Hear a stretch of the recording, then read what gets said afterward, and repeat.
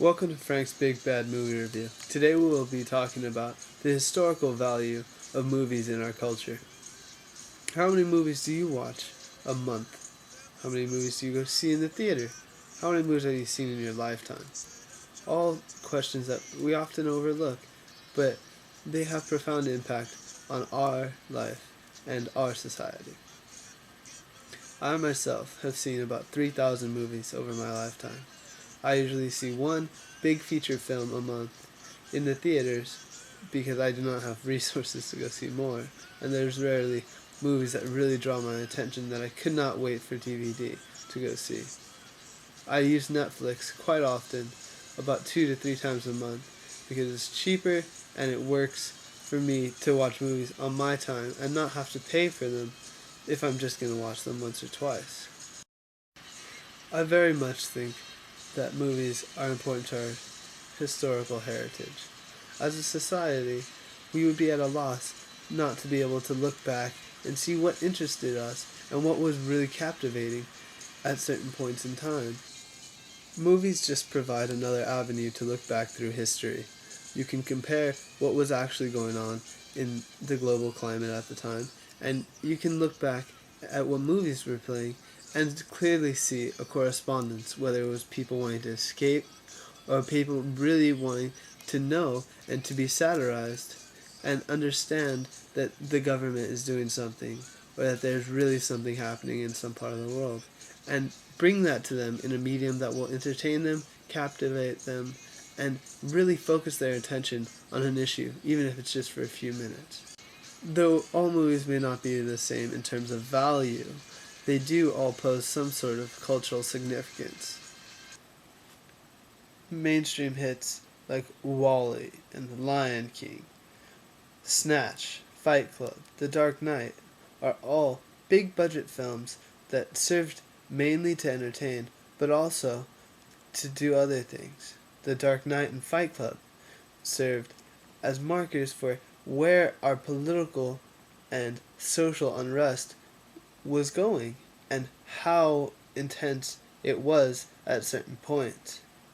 Yes, true, they were meant to entertain, but there are deeper meanings in these movies that if you care to take the time and hash out, will be evident. Movies like Wall-E and Lion King were cartoons that showed the technology of the time. Though Lion King was much simpler, you see how far we've come when you look at the amazing special effects in Wall-E. Movies like Speed Racer, which though at first may have seemed like big budget box office blockbusters, tended not to be. They did not make as much money as some of the other films, but were just as culturally innovative. The graphics and the editing and the way it was shot was very future forward, like A Scanner Darkly and Waking Life also were very, very innovative and revolutionary in the way they were shot, but were not big budget films and were not as well received because of their content. The same goes for the movie Candy. It was a drug-based movie, but showed the strife and the hardships that people in that lifestyle go through. It should not be discounted, and though the star, Heath Ledger, was also in a big budget film like The Dark Knight, because of the content, they did not receive the same types of homecoming.